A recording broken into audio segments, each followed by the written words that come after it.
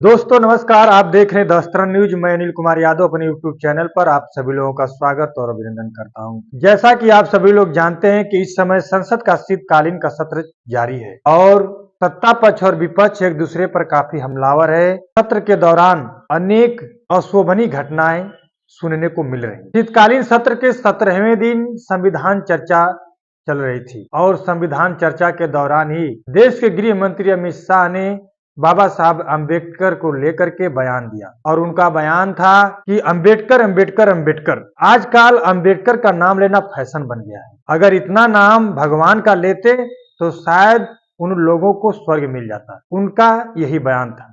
राज्यसभा में संविधान चर्चा के दौरान देश के गृह मंत्री अमित शाह जी ने यही बयान दिया था। इसको लेकर के विपक्ष एकजुट होकर के गृह मंत्री और केंद्र सरकार पर टूट पड़ा और भारी हंगामा मचा और संसद ही नहीं, संसद के बाहर भी बवाल मचा हुआ है और गृह मंत्री के इस्तीफे की मांग की जा रही है। और वहीं देश के अनेकों सांसदों ने बयान की काफी निंदा की और वहीं सड़क पर भी बाबा साहब के चाहने वाले उतर चुके हैं। बीएसपी प्रमुख मायावती जी ने कहा है कि गृह मंत्री अमित शाह ने बाबा साहब के लिए अपशब्दों का प्रयोग किया है।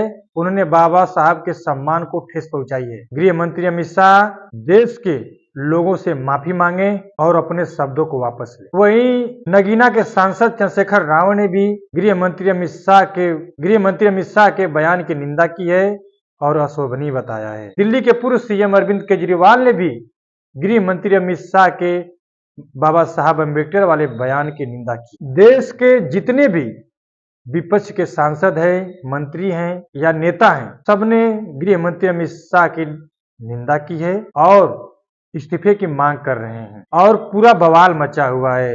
अब बीजेपी को गृह मंत्री का यह बयान काफी कठिनाई में डाल चुका है। प्रधानमंत्री मोदी को भी यह बयान काफी मुश्किल में डाला हुआ है। चंद्रबाबू नायडू भी इस बयान से काफी अलग थलग दिख रहे हैं, ऐसा बताया जा रहा है। सूत्रों के हवाले से खबर आ रही है कि नीतीश कुमार और चंद्रबाबू नायडू पर भी दबाव बनाया जा रहा है कि वो अपना समर्थन वापस ले। बाबा साहब अपमान दलित समाज वर्ग नहीं सह सकता और उन पर दबाव बनाया जा रहा है, यही सुनने में आ रहा है। और ये तो गृह मंत्री जी का बयान था कि उन्होंने बाबा साहब के नाम को फैशन बताया और कहा कि भगवान का नाम लेते तो स्वर्ग मिल जाता। ना किसी ने भगवान को देखा है और ना ही किसी ने स्वर्ग को देखा है।